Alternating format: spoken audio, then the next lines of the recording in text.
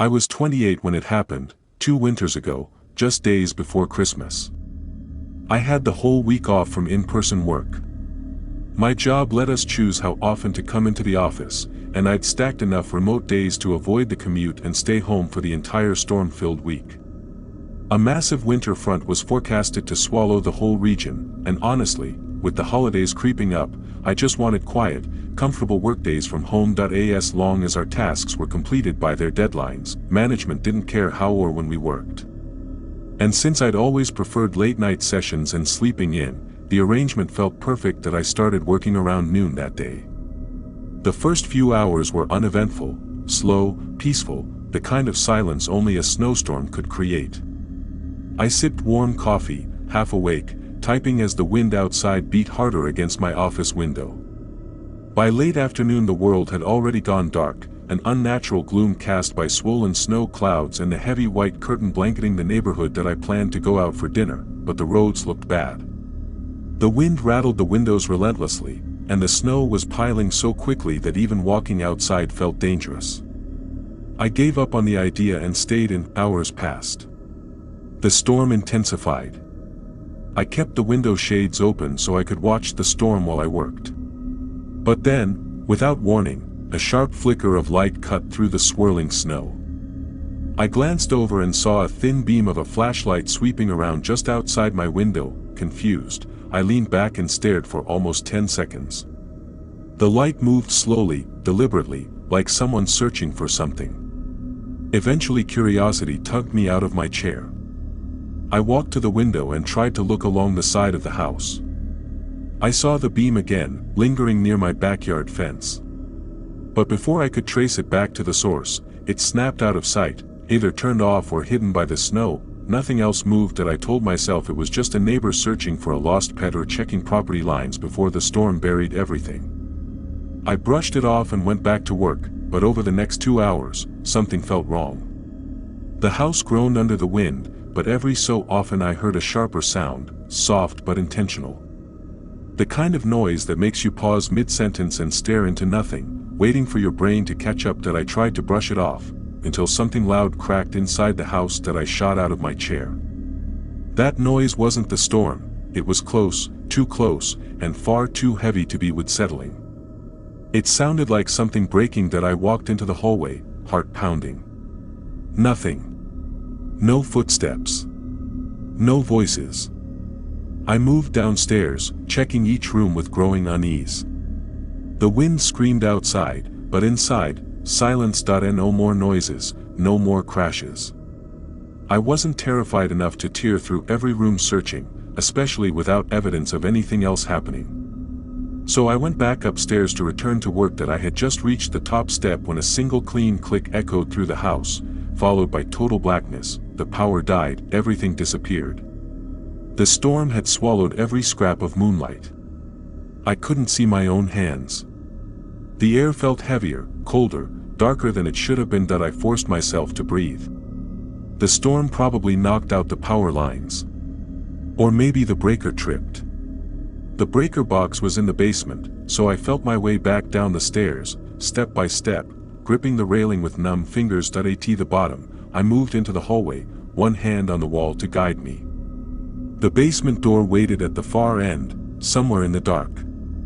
I shuffled forward, cautiously, then I heard it, movement, soft, muffled, unmistakably human, behind the basement door. My breath caught in my throat. That I froze as the sound grew louder, closer, until the basement door gave a slow, deliberate creak. My eyes widened even though I still saw nothing but darkness. I took one silent step backward and slipped into the open bathroom beside me. I didn't dare close the door, the click might have given me away. Soft footsteps entered the hallway, slow, careful, intentional. That I held my breath so tightly my chest ached. The footsteps came closer and closer until they reached the bathroom entrance, just 3 feet from me, but I saw nothing, not even a silhouette. The darkness was absolute. The footsteps passed, continuing up the hallway toward the stairs. That I waited. 1 second. 2. 5. The wind outside roared again, filling the void the footsteps had left. Whoever was in my house could have been standing right at the bottom of the stairs, listening. Waiting. But I couldn't risk staying put. That I bolted. That I slipped out of the bathroom silently and moved through the house with outstretched hands. My heart slammed against my ribs. I reached the garage, grabbed my keys, and slipped out the side door into the snow. I didn't look back. I raced to my car, locked the doors, and sped away, calling the police through my car's SOS system. They searched the house, whoever it was, gone. But what the officers did find was worse. The intruder had broken in through the basement. They had manually switched off the power, not the storm. They moved through my house with purpose, straight from the basement to the office, then the bedroom, as if they already knew the layout. Which meant someone knew the house, knew my schedule, knew where I'd be working, maybe even someone I spoke to every day that I moved across the state a month later. For months afterward, every coworker, every neighbor, every casual acquaintance felt like a threat. Nothing else has happened since, but I still think about the fact that in complete darkness, they walked through my house without hesitation. Whoever it was, they knew me, and they weren't there for anything, except me.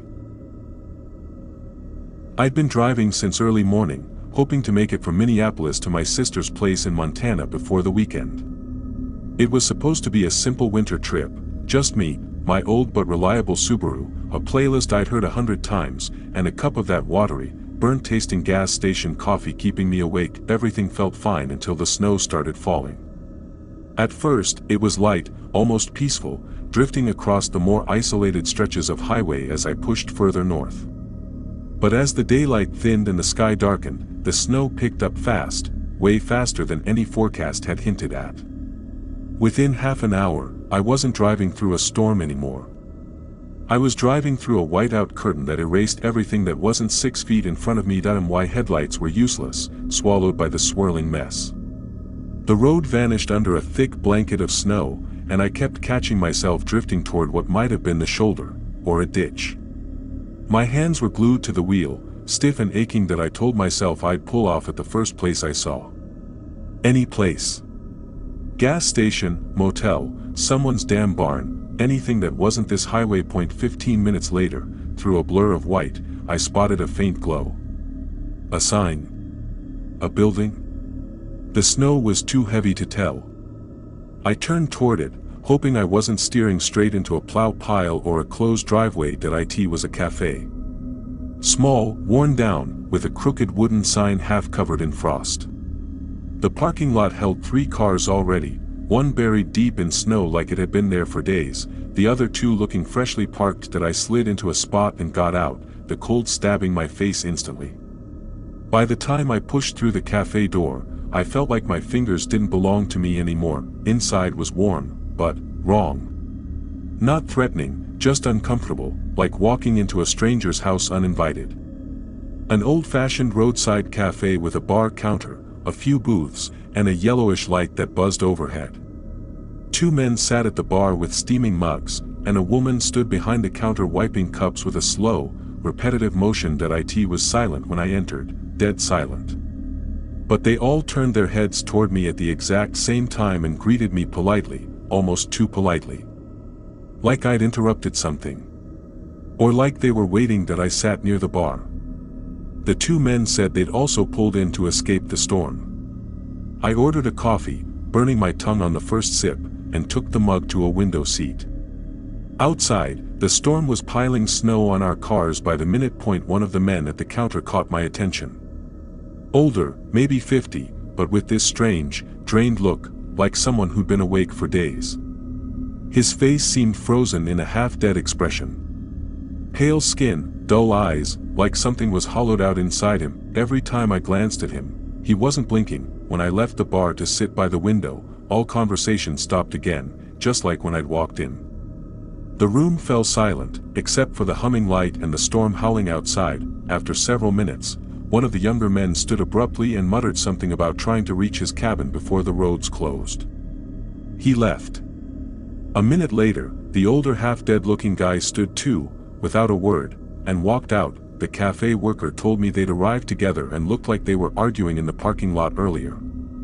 Probably road rage, she said, maybe. But something about the older man felt wrong. Off. Like he was present and absent at the same time. That we chatted for about half an hour about the storm, the quietness of winter nights like this, the way blizzards swallow sound. Nobody else came in. Eventually, I went back to the window to check the snowfall. Both cars were still in the lot, but the men were gone, not in their cars. Not outside. Just gone. A sharp, cold fear tightened in my chest. No one could survive out there long, not in this kind of weather. I stepped outside with my coat barely zipped, the cold slicing into me instantly. Snow swirled under the dim parking lights. No footprints except the ones already filled halfway. Finally, I made for my car. I figured I'd warm it up and wait inside the cafe for the engine to thaw.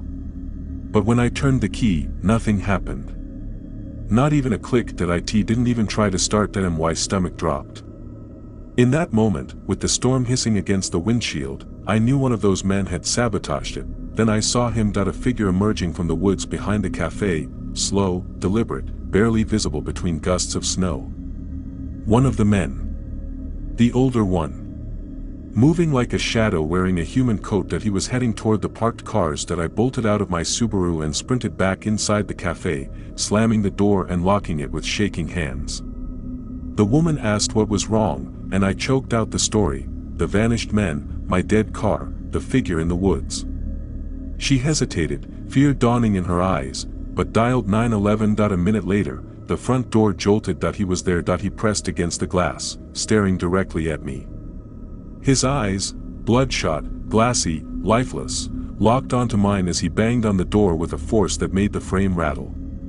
His breath fogged the glass in short, furious bursts that he knew I knew. After 10 agonizing seconds, he ran to his car and disappeared into the storm. When the cops eventually arrived, only 3 cars remained in the lot: mine, the waitress's, and the younger man's. They found the younger man's body about 50 yards into the woods, half buried under wind-packed snow. No robbery, no signs of struggle besides the obvious violence. Just senseless brutality, and worse, his car had the exact same issue mine did. A clean, deliberate cut to the ignition line, the pieces fit all too cleanly. The older man had disabled his car, waited for him to go back outside, and dragged or chased him into the woods where the storm swallowed any screams. Then he cut mine too, planning to come back, planned for 2 victims. The blizzard masked everything. I eventually made it to Montana with a replacement ignition installed by a tow company 2 towns over. Still, the man was never caught. Never identified. The cops didn't even get a plate. His car was registered to someone dead for years, and sometimes, when winter rolls around and snow starts blowing sideways across the highway, I swear I can see that same pale face in my rearview mirror, watching, waiting for the next storm big enough to cover his tracks again. It was around Christmas time last year, somewhere between Christmas and New Year's. I was back in my hometown for winter break from college, and even though I was supposed to be relaxing, bills don't take holidays. So when I wasn't sitting around with family, I was out doing DoorDash. That particular night, snow drifted down in lazy sheets. It wasn't heavy enough to shut down roads, but it was enough to keep most people indoors, which meant more orders and better tips. Everything went smoothly until a little after 10 p.m.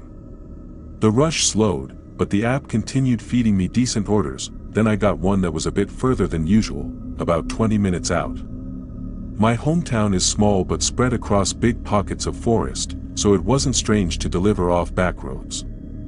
What was strange was the moment I arrived at the location. The GPS took me off the main road and down a narrow, tree-lined forest road. It ended at what might have once been a gravel driveway, except it was buried beneath untouched snow.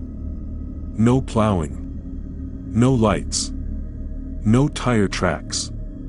Just a silent, black stretch of woods swallowing everything ahead. I stayed in my car and called the customer, thinking maybe the app pinned the wrong location. He picked up instantly. His voice was deep and raspy, like someone who smoked 2 packs a day. I told him I didn't see any visible driveway or house. He replied, almost irritated, that the driveway was just covered in snow. Like I was supposed to know that. I told him I wasn't comfortable driving my car through the unplowed path.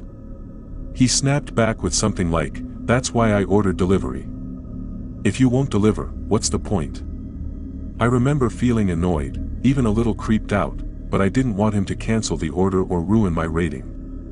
I was young and dumb and just didn't want drama. So I caved. I grabbed the order, stepped out, locked my car, and started walking into the trees. The snow wasn't super deep, but it was thick enough that my car definitely would have gotten stuck. The deeper I walked, the more I realized how little direction I had.